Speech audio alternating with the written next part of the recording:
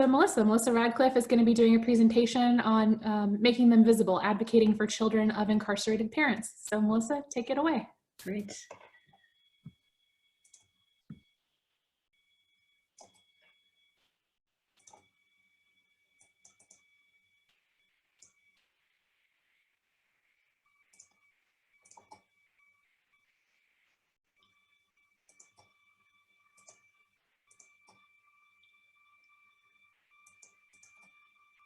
Well, hello, everyone. And I'll echo what Jessica said. I would love to be with you in person in a hotel room in Greensboro, but I'm excited to have the chance to spend some time with you here this afternoon. And thank you to Smart Start for being flexible and saying, hey, we can't do it in person, but virtual is going to work. So appreciate the opportunity. I also have a couple of quick housekeeping items to add just to the few things that Jessica mentioned. So the reality is this PowerPoint is too long. I know that it's always too long. one of the things I've learned about myself is that I get emotionally attached to my slides. So I'll think, oh, I should cut a few out. And then I'll think, oh, but my goodness, I worked so hard on that graphic, or I love those colors, so I can't cut it, which means that we won't have a chance to go through every slide this afternoon, but the PowerPoint will be available afterwards, because I do feel like even the slides that we have to miss, or if we just pick one or two things from certain slides, that I want you to be able to have when we wrap things up here this afternoon.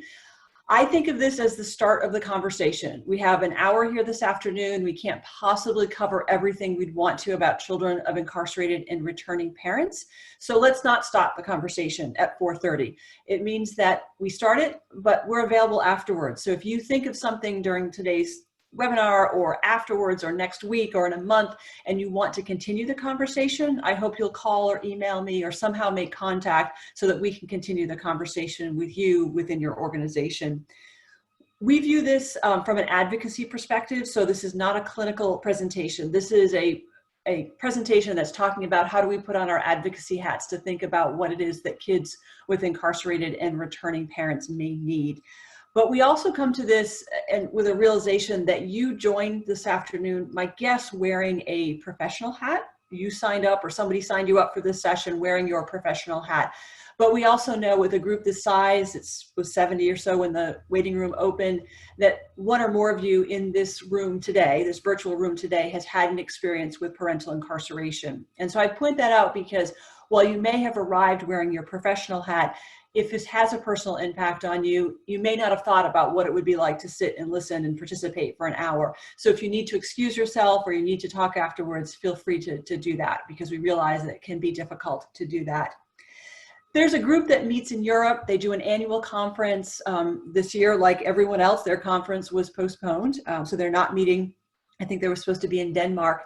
But when I first joined this group several years ago, one of the things that caught my attention was the tagline that they developed to capture the experience of children of incarcerated parents. And the first time I read it, the first few times I read it, I thought, my goodness, how could you pick so few words to summarize, to capture, to describe such a big experience? And as I realized over the course of time, they were so deliberate in picking those words that that tagline really does capture. The tagline they came up with several years ago is, "Not my crime, still my sentence." Not my crime, still my sentence. Children of incarcerated parents were not arrested. They didn't go before a magistrate. They weren't charged. They didn't have a pretrial conference. They didn't hire a defense attorney. They weren't assigned a public defender. They weren't convicted by a judge or jury. They didn't take a plea agreement. They weren't sentenced by a judge. But many of them will tell you they feel as though they're living, they're experiencing, they're dealing with a sentence as a result of what happened with their parents. So I throw that out as a way to start the conversation, but also to think about there are some times where we don't necessarily like the parents. We don't agree with what they've done. We don't appreciate their actions. We don't like the impact it has on kids. And this is a chance for us to sort of separate and say, let's put aside our thoughts on the parents. Instead, let's think about what it is the kids need. How can we support them? What resources should be available? What language should we be using?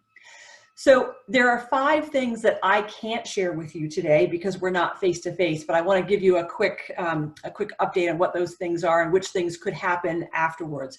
So for any of you who've ever attended a workshop that I've done in the past, I always come with a bag of candy, and clearly I cannot give you candy today, but that means that if you see me somewhere, and hopefully that's somewhere soon, if you see me in person, you can let me know that I owe you some candy, and I'd be happy to pass it along. The other thing that I can't do because I don't see you in person here today is on the left-hand side, there's a bright green piece of paper. That's a homework assignment that I give out at the start of every workshop. And I do that because I would love for folks to have a visual reminder, which is why it's on bright green, a visual reminder of things that you can do right away. So things that you can do, maybe not this afternoon, but maybe later in the week or next week or later on in the summer, but things that you can do to start supporting children or to build on the support you already provide. Keeping in mind things that are low cost, they don't require $1 million to do them, and things that you don't require 19 people to sign off. There's something that you could do immediately. So the first one is done for you. Hopefully you're not on Facebook right now, but if you are at some point in the future, please go to our Facebook page and check out what we're doing, where we're presenting, what we're involved in. I presented last night that I would be here today, and so we post a lot about where we're going to be and what we're doing, but we also try to post resources, research that's coming out, programs across the state and across the country. On Friday, I'll post about Mother's Day and what that means for children of incarcerated parents as they think about celebrating Mother's Day in a much different way. The other thing that I can't share with you physically here today is I always bring a mini book display, and I brought Knock Knock is one that I usually bring. A little bit later on, I'll have a slide that shows where the book list is on our website. So feel free to take a picture or go to our website and find those books and think about how you can add those to or start your particular library in your organization.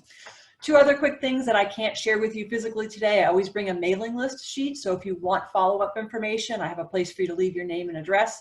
You can still do that virtually, but I just want to let you know that's one thing. And then I don't normally provide a stapler, but I normally provide a stapled packet of materials. And again, happy to make those available to folks afterwards. I don't go through them during a workshop if we were face-to-face, but I do make them available for folks. So if that's something you think you're interested in, feel free to let me know about that. So our children's place is based in Durham. We do work statewide, and we're part of Coastal Horizon Center, which is based in Wilmington. Our focus is on how communities can support children with incarcerated and returning parents. And in the past several years, we've been very deliberate in adding the words "and returning," because we know that we have lots of folks who go to jail or prison. Many of them are parents, but many of them are coming home. So when we think about parents and people coming home, we want to make sure that we're thinking about what that means for children in that situation. Our work is focused on creating a community where children of incarcerated and returning parents are recognized, where they are supported rather than shamed and stigmatized, and where they're encouraged to share their stories.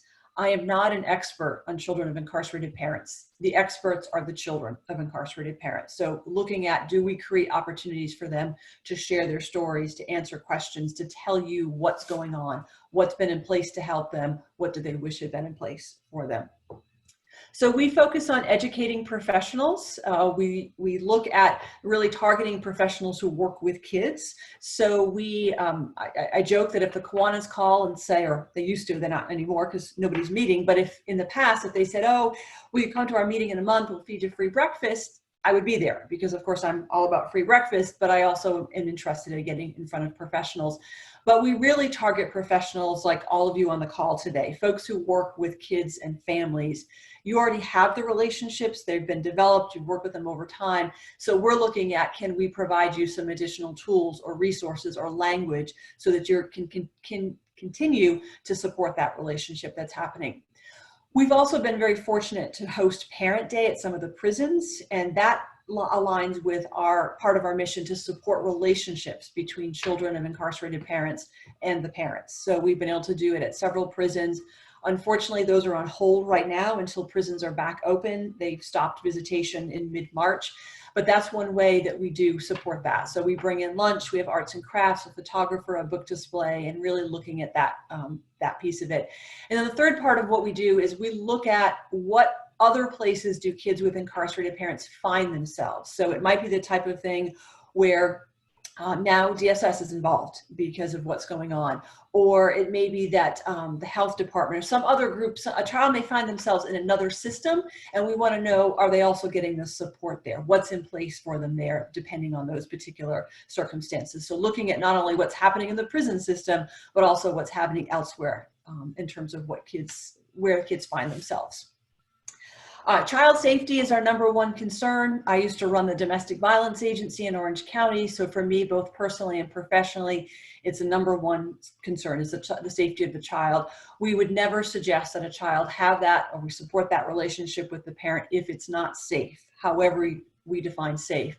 But that being said, if it's been determined, say a judge has issued an order saying a parent cannot have contact with the child, we would still ask the question, who's the adult? Who is the big person in the child's life that's going to explain what's going on, what's happening, to be able to answer questions? And I'm not suggesting that's a role that you would have, but as you're supporting families, it may be part of what you're doing is to encourage families to think about who's that person in the child's life. So we move away from, well, we've locked up the bad person, out of sight, out of mind. Instead, we're saying, what does that child need? How can we answer questions? Because you might have a child, maybe a little bit older than a child you're working with, maybe an older sibling who wants to know, am I ever going to see my dad again? Can I talk to my mom? Why can't I have a phone call? Or why can't I write my parent a letter? And so thinking about that from a child safety perspective. We look at this in terms of approach from the community perspective, because the reality is we have children of incarcerated parents in all of our communities. And I would love for us to move away from, folks might say, oh, well, not in my community, not where I live, not in my town, my county, my subdivision. Probably if you drive down the road, that's where the kids are. The reality is we have children of incarcerated parents in all of our communities. And that's not where they may have started. So you might have a child, let's say, you're here in Durham County and you have a child who is living in Wake County, living with mom. Mom's gone to jail and now the child is living with grandma here in Durham County. So you didn't have that child to start with, but now you do as the result of the incarceration. But we also look at this from the corrections perspective, because that's where the parents are. And while we know that corrections is focused on the adults, on the parents, that many of the things that are happening or not happening in that corrections world will have a trickle-down effect on kids. So it may be that we're looking at what's happening with visitation schedules and space, that we're looking at how men and women in prison are treated. Are they treated simply as inmates, or are they treated as parents, as part of a family? What do kids have to go through in order to visit their parents? In terms of a metal detector, can they bring in a book or a coloring book? But also thinking about what's available for parents. So are they able to access substance use or mental health treatment? Can they earn a GED? Again, those are things that impact the parents, but they trickle down to kids. So looking at this from the corrections perspective. So to go back to that green sheet a couple of slides ago, when I said, here's your homework sheet, here are some things that you could do in as you walk away from this call this afternoon. One of the things to think about is, would you be willing, and maybe now is not the ideal time, but at some point to call your local jail and say, are you offering a parenting class? And if not, what would it take to make that happen? Because that parenting class obviously impacts the parents, but can make a huge difference for the kids who go along with those parents. And then the final thing in terms of approach is, what is in the child's best interest? So are we willing to ask what the child is interested in or what the child needs? Or do we move into kind of our adult mode where we say, oh, well, we know what's best. We're not going to even ask because that makes us feel uncomfortable. We believe in two things. We believe in kids knowing the truth in a age-appropriate way, because kids will find out the truth about where their parent is. And we do believe in supporting the relationship, again, if it's safe. So that might include visits, phone calls, letter writing, whatever applies to that particular situation. But we do support both of those in this type of situation.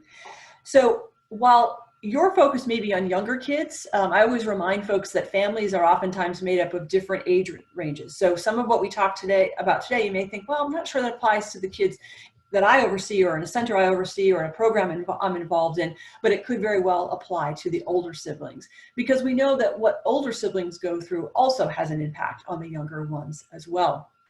So we won't do a poll today, but I just want you to think about, if I was to ask this question, whether or not you'd raise your hand. But usually what I ask folks is, how many of you know or have reason to believe you have spent time with a child with an incarcerated parent? And my guess is, rough estimate is that probably 85% of any group will raise their hand and say, yes, I do know a child, or I have reason to believe. Maybe I don't know 100%, but I have reason to believe that a child has an incarcerated parent, and I have been there to support that parent. So feel free to jump in with questions or thoughts or concerns. I'm happy to answer to answer questions or hold them till the end or contact me afterwards. Want to make sure that we're having a chance to have a conversation about this as well.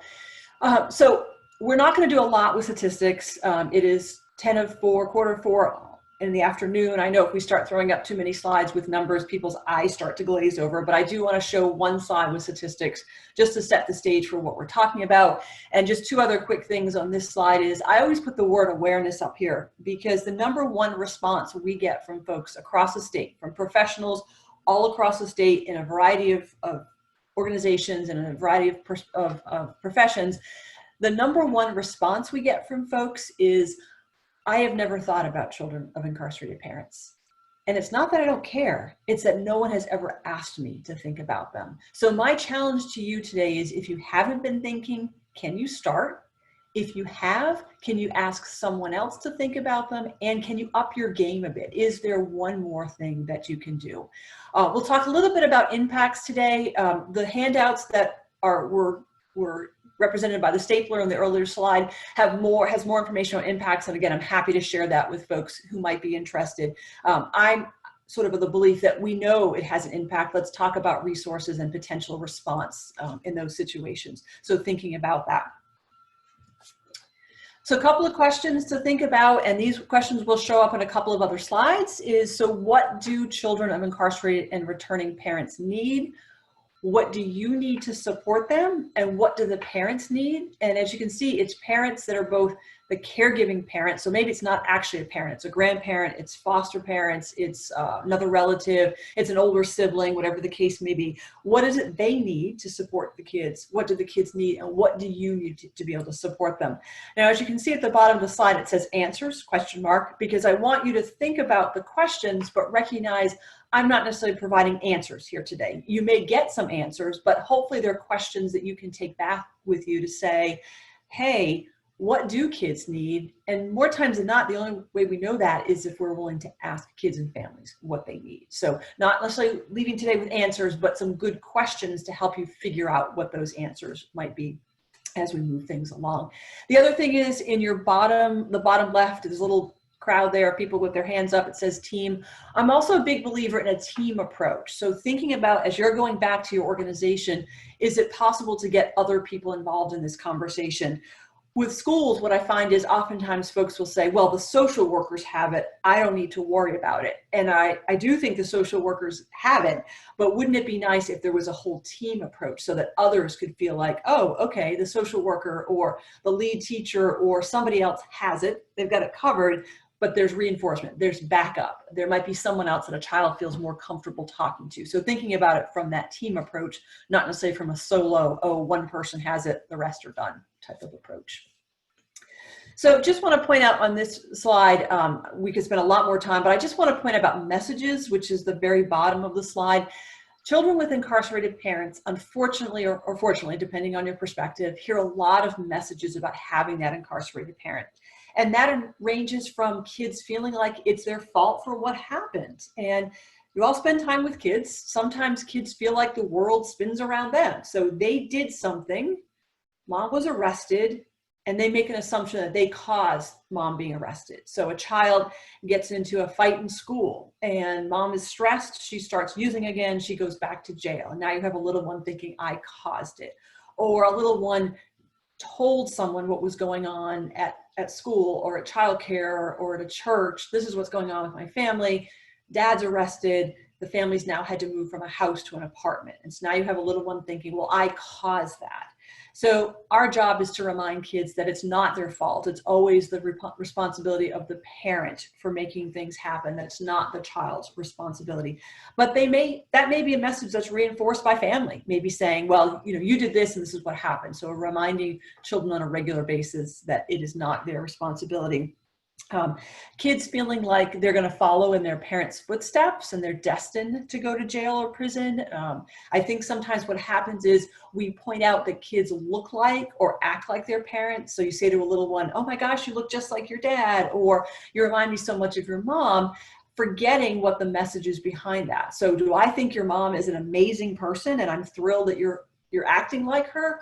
Or do I think she's not such a great person and not such a great mom, and I'm thinking you're going to follow in her footsteps? So thinking about this, the particulars about the parent. You remind me so much of your mom. She's a huge reader, and it looks like you love to read too. You remind me so much of your dad. He's got a great smile, and I love when you smile like that as well. So thinking about, you remind me of, you look like, but thinking about what that kind of backup message is there.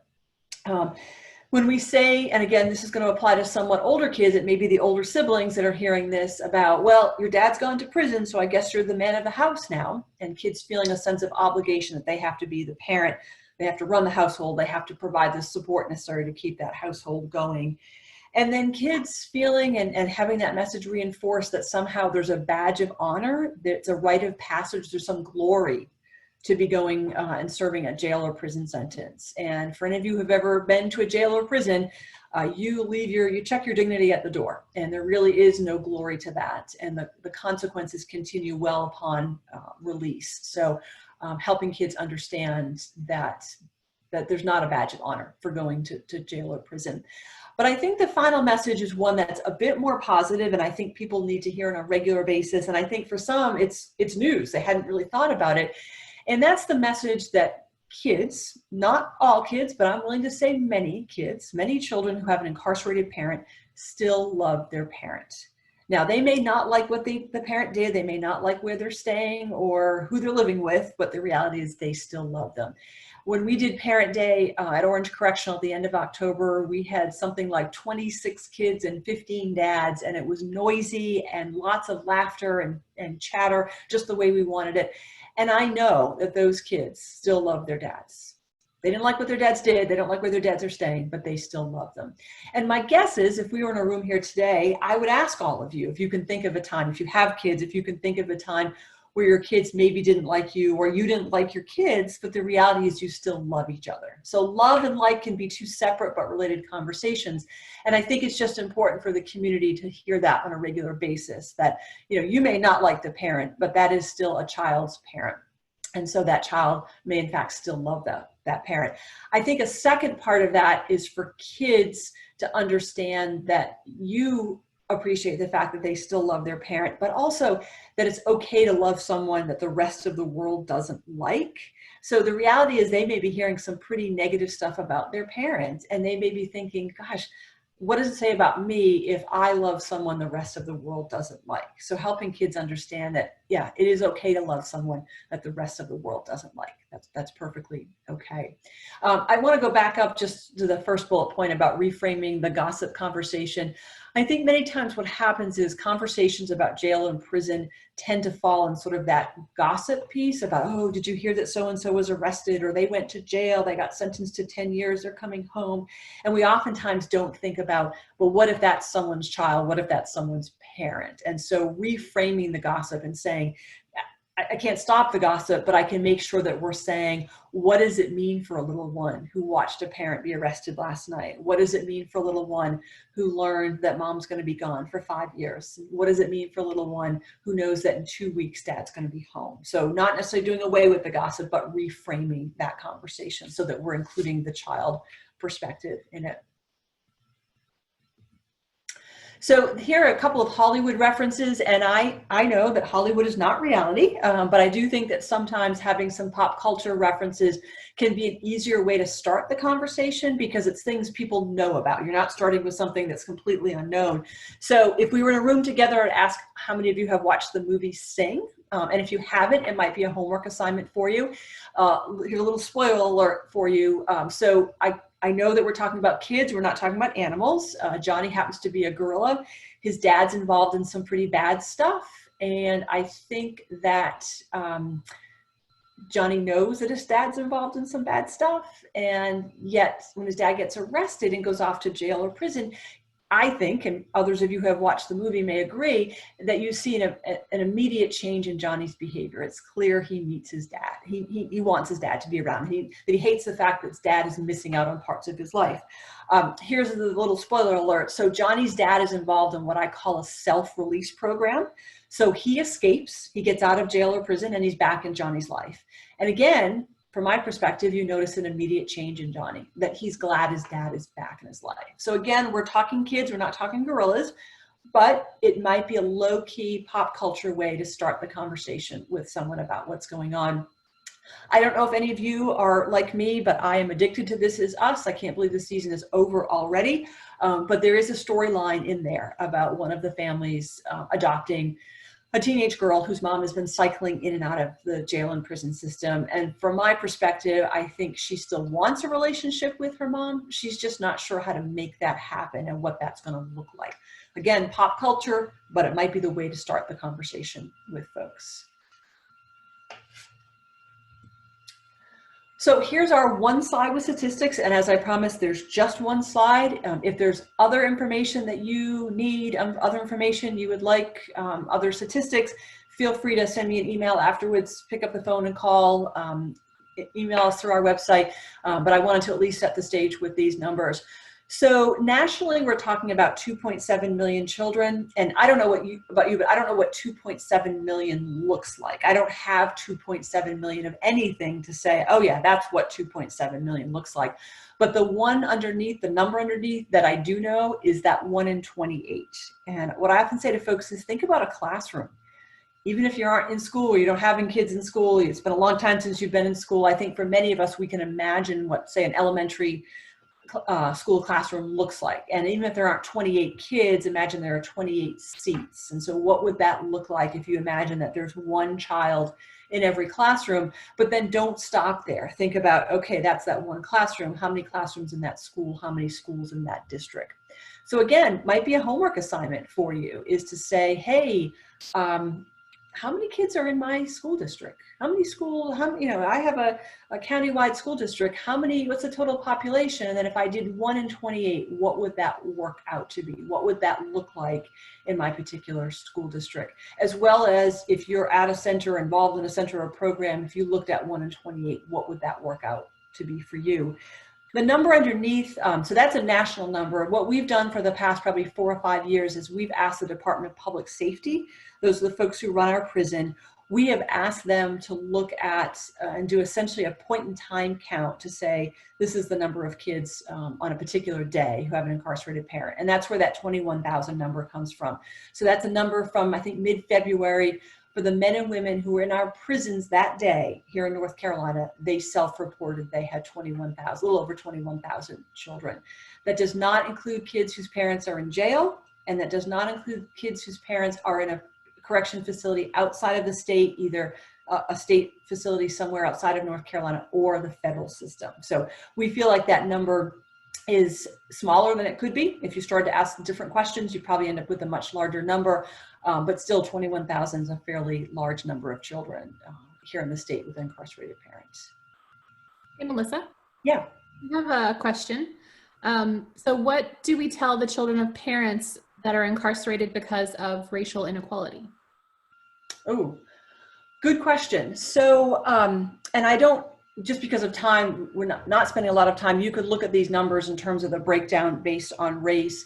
I think it depends a lot on the age of the child, if they know other things that are going on. I think it is, again, important to be truthful, to say that, mom or dad is in jail or prison, providing some age appropriate information about what's going on, but then to acknowledge that our criminal justice system really looks very different depending on the color of your skin.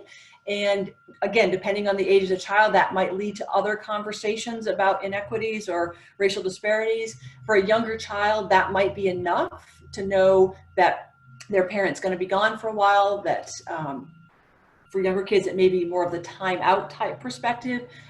But for older kids, I would say, yes, it does make sense to talk about not only the fact that their parent is away for a while, but to recognize that it's a system that's very uneven depending on the color of someone's skin. So that racial disparity piece. I'm thinking about a particular handout that's not in the packet that I normally provide, but that I can make available, that does talk a little bit about, for older kids, how to work in that piece about the racial disparity piece and the fact that the criminal justice system does not reflect our true community. So if anyone's interested, I'd be happy to pass that along.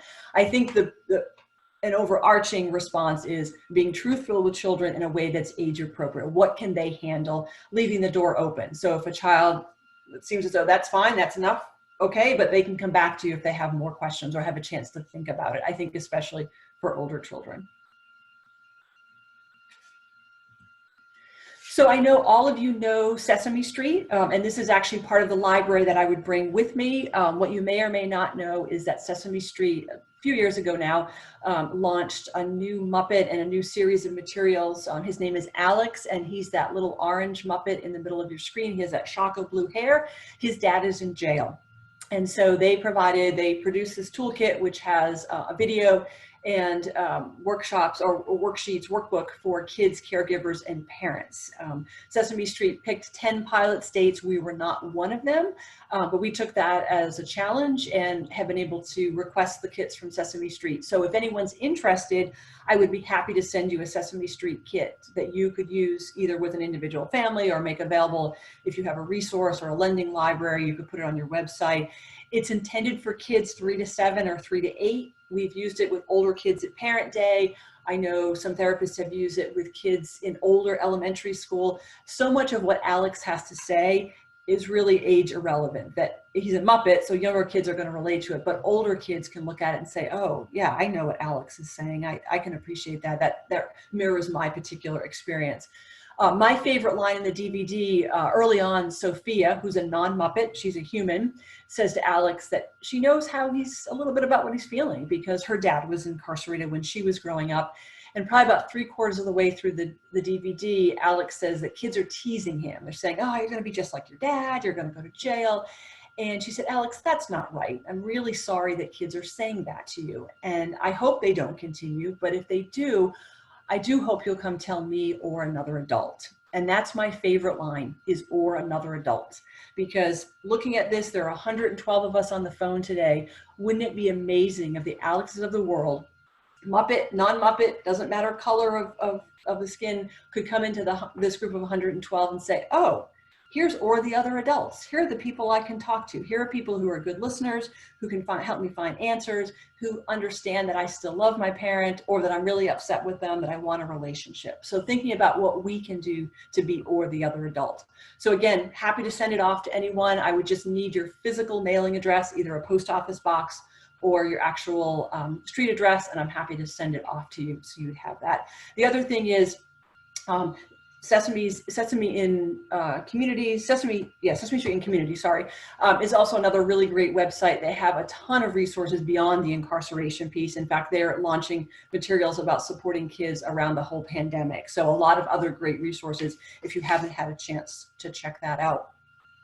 So I'm going to go through a couple of the next slides fairly quickly. I just want to point out a couple of things. So the reality is, if you think about impacts, I want to point out about the school, and I consider school pretty broad. So I think about as soon as a child is being cared for by another adult, so maybe not by the parent or grandparent, but they're going to a child care facility or someone's coming in to care for them, all the way through going off to high school and hopefully beyond that, is the changes in behavior. So for little ones, it might be a change in, you had a child who's completely toilet trained and now they're not. Well, is that connected to the fact that the parent was arrested or gone to jail or prison? Changes in a napping schedule. A child that was not very clingy is now very clingy. How are they interacting with other kids? So behaviors that could be the result of a number of things, but they are changes. And so there may be a change in behavior that we need just to put on our radar to think about. Again, of all the things that kids might be dealing with, is that incarceration on part of the list, a part of that list to be thinking about? Are those changes the result of what's happening with the parent at home? These couple of other slides are all about impacts. I'm going to skip right through them, but again, definitely a resource for you. I do want to think about this.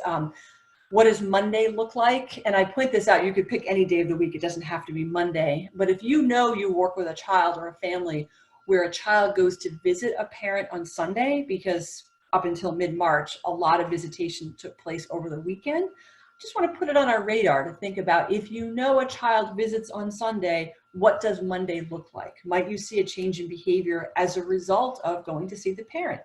Or if the visit was canceled, and whether it was a good visit or a not so good visit, the reality is it was a visit, the child came home and the parent didn't. So again, putting that on the radar. Or if you know that you work with a child who has a chance to talk to mom every Wednesday afternoon, that's their routine, mom calls at a certain time. Again, to think about, what does Wednesday morning look like? What does Thursday morning look like, as a child anticipates the call and then reacts to what happened with the call, whether it was a good call or not so good call, sort of what does that particular day look like? Again, skipping through, these are more things for you to think about, again, available on the PowerPoint that's available afterwards. I want to point out on this particular slide about jail visitation and about deportation, and I'll start with the first one. So the reality is, and I am not an expert on deportation, but to just recognize that for some kids, a parent going to jail or prison is not the final stop. The reality is you have a parent who's also facing deportation. And I'm a big believer that if you have a child going to jail, a parent going to jail or prison here, or any state across the country, or even the federal system, we can find information about where that parent is, how to get in touch with them, like all of that sort of contact, logistical information. But if you have a parent who's facing deportation and is in that system, I don't feel nearly as confident that we can find out and offer some guidance about that. So just to recognize that kids, that's what some kids are facing because their parents are looking at deportation. And it may be the reason why kids aren't forthcoming with the information about, hey, my dad was arrested, or I'm going to visit, I'm trying to figure out a time to talk to my mom, because they've been told we don't talk about this because of issues around having another family member who's undocumented. I point out jail visitation. There's a real push to move away from the word visitation and to just say jail visit or visiting. Visitation sounds very institutional, whereas a visit is something that you would do with someone out in the community. I point out jail, though, because I think it's important for us to recognize that many times in jails, the visit is behind glass or behind plexiglass. And so I think this can be a challenge, especially for little kids, little ones who realize there's my mom or dad, and I can put my hand up to them through the glass, but I actually can't touch them. And for older kids, they may understand, they may not like it, but they understand why they can't give their mom a hug or hold her hand or sit on her lap. For younger ones, I think that's really important.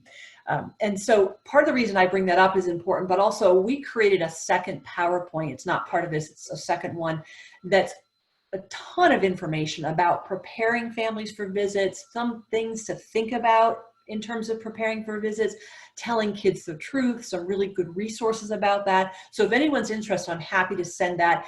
It's not nearly as glamorous as this one. It's a lot of text, but it's links to really good information about those particular things, telling children the truth and then preparing for a visit. This last piece on the slide I want to point out is about juvenile detention. So I've been making an assumption we're talking about adult parents. Maybe you have, maybe you haven't, but if we just for a second think not about adult parents, but think about teens who are parents, and thinking about teen pregnancy and parenting, which can be complicated and messy in of itself. Now imagine if one of the parents is in a juvenile detention facility and what that can mean in terms of extra layers around supporting a child and about children having that relationship with the parent. So I've got a couple of slides here that are all about taking some action steps, and I'm not going to go through all of them. I just want to point out a couple of things on each one. And you might look at these and say, yep, we've got this covered. We're already doing this. Or you may look and say, oh, we hadn't thought about that. Or you might look and say, oh, we tried this, it didn't work, but here's some new information so that we could try it again. I want to point out about considering the language we use. I have a list of about probably 13 different words that we use to describe folks in the criminal justice system. So they're cons, they're convicts, they're perpetrators, they're inmates, they're felons, the list goes on. And sometimes we just call them bad people, and sometimes we just call them by the number they were assigned when they went to the facility. Try to remind folks that we're talking about mothers and fathers. So let's use the terms and language and titles that kids use. So I would never say to a child, so how's your con dad, or how's your felon mom? Would never say that to a child. But I would say, how's your mom doing? How's your dad? Did you have a good call? What did you talk about? So language that's criminal justice, adult language, we use that when it's appropriate. But for kids, let's think about the language we use in the terms that they use. I wish my teacher knew is actually a link to a CNN story. It's a 4th grade teacher, which again might be a little bit older kids that you're working with, but to think about modifying this. So at the beginning of the school year, she passes out a 3x5 card and asks kids to answer the question, I wish my teacher knew. And if you read the story, some of them will just tug on your heartstrings. They're cute 4th grade stories where a little one says, I wish my teacher knew the reason I don't want to be in class today or in school today is that I have a new puppy and that's where I want to be. Or I wish my teacher knew I don't like that blue sweater that she wears. But some of them will really tug at your heartstrings because they're kids saying, I wish my teacher knew the reason my mom never signs my homework is because she's in jail. So thinking about how you could make that work in your particular situation, your particular organization, and maybe it's not even so much about the kids. Maybe it's more about parents. So you pass that out to parents when kids are enrolled in your program to say, I wish the teachers knew. And kids don't, or parents don't put a name on it. It's just out there, but it can start a conversation about, okay, so we know that families in our particular organization are dealing with this, and we're thinking about how to provide support and resources for them. So this one is thinking about, again, acknowledging your own feelings. We all have feelings about those who are in jail or prison. Again, to go back to not my crime, still my sentence. How do we separate ourselves from those feelings about the parents? But then are we willing to listen to children and what they have to say and what they have to share?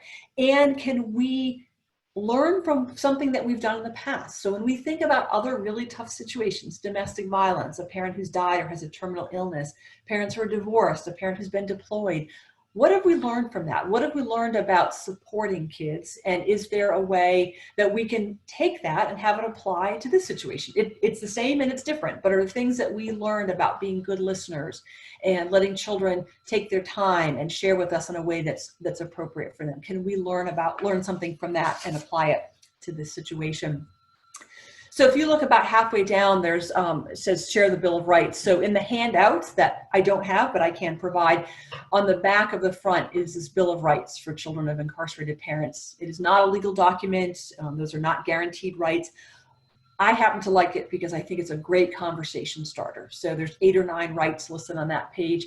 For most organizations, they can't take on 8 or 9 more things. People have plates that are overflowing, even more so right now. But what I encourage organizations to do is to say, but is there one that we can take? Can we look at that list and say, yeah, that's the one thing that we can do. We can focus on that. Other things may be fallout from that. It may come tumbling out from all of that, but to pick the one and say, that's the thing that we're going to do. And then think about it. Can you share that Bill of Rights with parents? Can you provide it when a child enrolls? Or can you put it on your website or provide it at a parent-teacher night or whatever the case may be? Can you also, because again, it sends a message to families of, hey, we're an organization that we get this and we're learning more and we're figuring out even better ways to support you. Encourage them to have a conversation with you, including parents and activities. That's a second to last little check mark. This is guaranteed more work for you.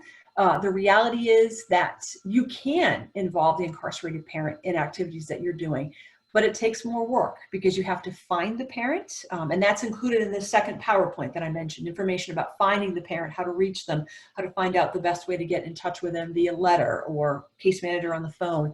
But if you're sending home information to parents or families in the community, could you also send that to the incarcerated parent? What would it take to make that happen? If you do some meeting with parents, whether it's as a group or on the phone or in person, one-on-one, could you also do that with the incarcerated parent if it's safe for the child? And the answer is yes. It's just going to take more work to make that happen. But what a wonderful opportunity, both for the child to see, oh, my parent's gone, but they're still involved in what I'm involved in. They still know. It's a great way for kids to have a conversation with their parent because the parent now knows what's going on.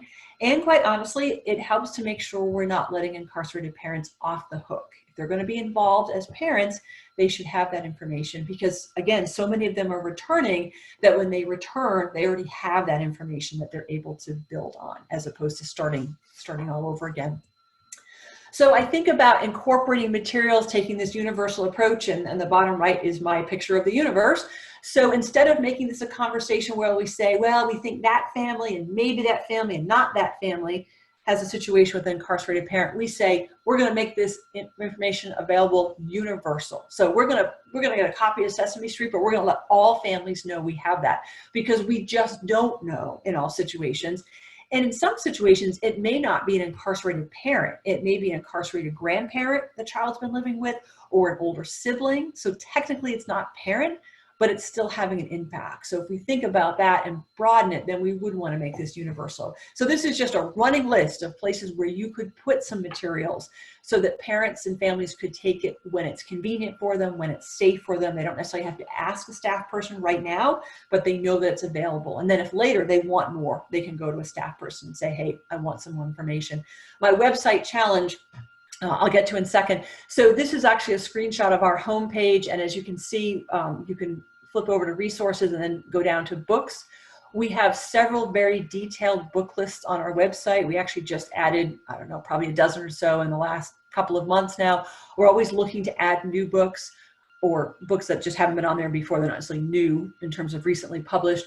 I won't put a book on the website unless I've read it, which doesn't mean they're all good books. It just means that I've read all of them. So if you come across a book that's not on the site, please let me know. We're always looking to add, and there may be a book that just slipped on by and we didn't realize it. But again, if you have a library, could you add to it? If you don't, could you start one? Could you provide a book list to families to say, if you're looking for more information, here are some books.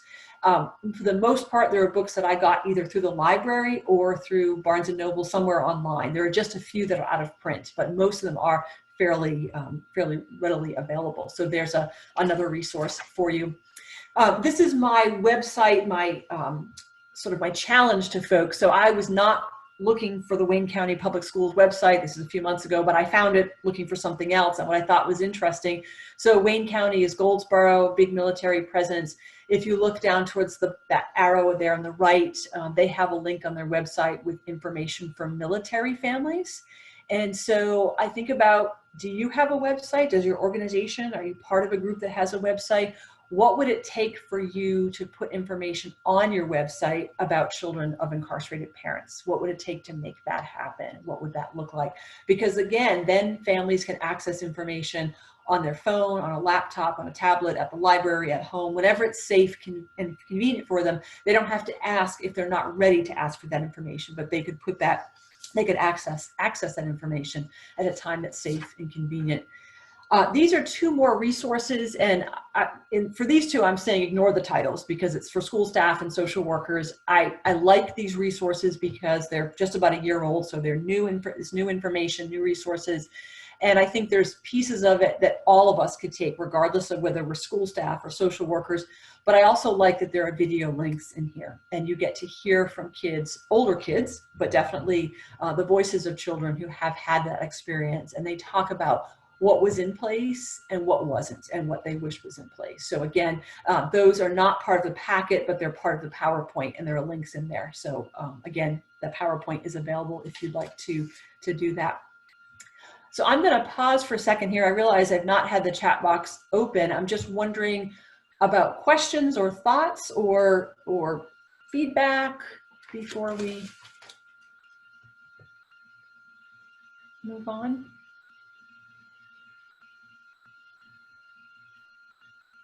No questions in the chat, but feel free if you have a comment or a question to unmute yourselves or throw it in the chat for Melissa before we move on.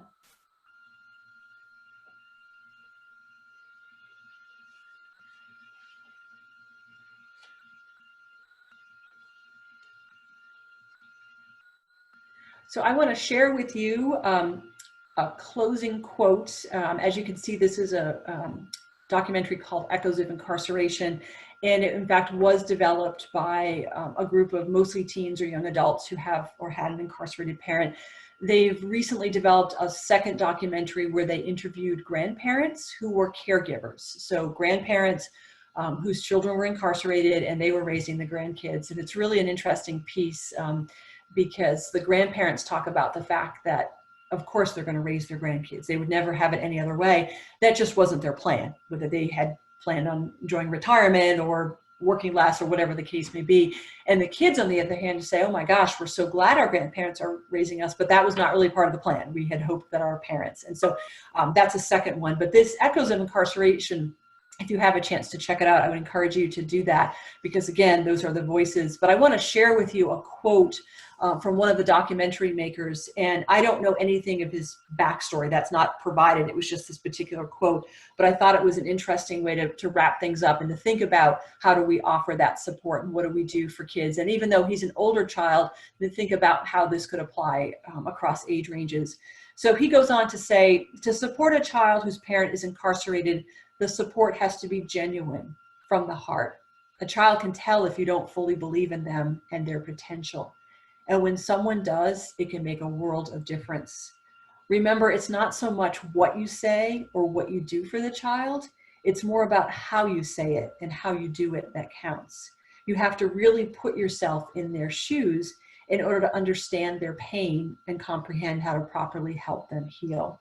And there's so many pieces of this that just jump out at me about being genuine from the heart. And regardless of age, kids know if it's not genuine, if it's not from the heart. They can tell by not only your language, but your body language, your facial expressions about that. They know if you roll their eyes when you talk about their mom, that means something not so great. So thinking about genuine, and then thinking about, again, not so much about what you say, but how you say it and what you do for the child, and thinking about that as we support children regardless of age. To go back to not my sentence, not my crime, still my sentence, thinking about how do we support children in that particular situation. But I also go back to, this is not the end of the conversation. So I've loaded up a lot of information for you here today in a very short period of time. So to think about it, and to think as you go back to your organizations, whatever they look like now and what they look like in the future, to think about how do we support children. One of the things that we're looking at right now is that we're not doing workshops in person. So we're not providing information, physical information to professionals, but are there other ways that professionals can get information to kids? So we're thinking about food distribution that's happening all across the state. Can we get some information into hands of food distributors to say, if you have contact, or you know there's a family with a child with an incarcerated parent, can we provide you information that you can get to the families? Because the reality is there are lots of conversations going on right now that have to do with prisons and who's there, but we're not necessarily thinking about what does it mean for kids in those situations. So again, not ending the conversation, but simply starting it, and we hope that you'll consider continuing it within your organization. So there's my information, phone number, website, Facebook, phone number, all of that's in there. If you're interested in the PowerPoint, if you're interested in Sesame Street, or you're interested in the handouts, I'd be happy to send one or all three of those to you. Feel free to let me know. And or if you would be interested in having me come out, whether out is via screen or actually in person at some point to talk with your staff or other organization within your community, let me know. We'd be happy to, again, to continue that conversation. But again, thank you to Smart Start for making this happen, not giving up on the conference and making it virtual. We appreciate the opportunity. Thank you. Thank you, Melissa. If you have just a few more minutes, there were a few questions that popped up. Yeah, great. So one of the questions that I thought was really great is, where would you suggest starting if this is brand new for you? So are you thinking starting within your organization, or let's go with that. So you're starting within your organization. So I would say use this as your jumping off point. When you go back, and assuming you have coworkers, that you're not a sole person operation, but assuming you have coworkers or a coworker, to go back and say, hey, I listened in on this virtual session today, and whether you give it thumbs up or thumbs down, to say, this is some of what I learned, or I was shared with me, or I was exposed to. What do you think we could do within our organization? And I always say, start small. You know, we talked about putting that link on your website with information. You don't have to start with the Library of Congress, right? Start something small. Maybe it's the Sesame Street kit. You get a copy and you show it at a staff meeting to say, hey, let's just start a conversation this way. Or that Bill of Rights, you share it with some of your coworkers and with a parent. But thinking about some very small things that you can do, and recognize that folks come to this with different levels of experience, with personal knowledge, with willingness. Again, we go back to our own feelings about those who are incarcerated. So it might even be a conversation about that. That's how it starts. So I think about starting small and thinking about something concrete. Sesame Street, doing something at a staff meeting, using this as a kickoff point, and then let us know if you think some more information would be helpful or some different information would be helpful. We can definitely provide that as well. That's excellent. Thank you, Melissa. You're getting a lot of praise for the content and the presentation in the chat box. People are very appreciative of what you shared today. I want to thank everyone again for joining us and for listening to the really important information Melissa had to share with you. And thank you again to our sponsors. You can kind of see them up here, for continuing with their sponsorship when we transitioned from a in real life to virtual conference. So this is all because of their support. Again, the recordings will be posted online. We'll send out slides and handouts. Jess Carter will work to get that information up online, and we will send that communication to you. And again, you have Melissa's email if you want to reach out directly to her. So thank you, everyone, and I hope you have a good rest of your afternoon. Thank you, Melissa. Thank you. Bye, everyone.